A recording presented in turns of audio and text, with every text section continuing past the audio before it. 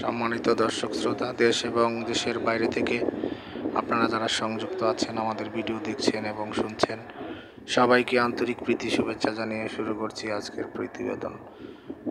আজকে তুলে ধরবো আমাদের প্রতিবেদনের এই মিষ্টি আপুটির জীবনের গল্প কথাগুলো। আপুটি দেখতে খুবই চমৎকার। ওনার গায়ের রং শ্যামলা, উচ্চতা 5 ফুট 2 ইঞ্চি, পড়াশোনা আপনার 8ম শ্রেণী পর্যন্ত পড়েছে। ওনার আগে একটি বিয়ে হয়েছিল, বর্তমানে ডিভোর্সি নারী। উনি ওনার বাবার কাছে থাকে। এখন উনি বর্তমানে আপনার একটি বাসা আয়ার কাজ করে। ওনার বাবার একটি ছোটোখাটো মুদি ব্যবসা আছে। ওনার পরিবারে ওনারা 2 ভাই বোন, আর একটি ছোটো বোন আছে। বোনটি লেখাপড়া করে। ওনার মা গৃহিণী, বাসায় থাকে।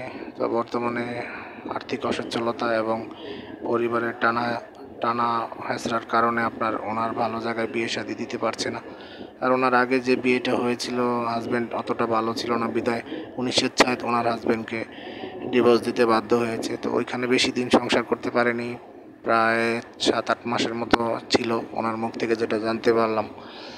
তো আপনার কথা হচ্ছে, উনি চাচ্ছে একজন দায়িত্ববান এবং সৎ কর্মঠ একজন জীবনসঙ্গী, যাতে তার দ্বিতীয়বার তার জীবনে আর হোঁচট খেতে না হয় এমন একটি সম্পর্কের কারণে।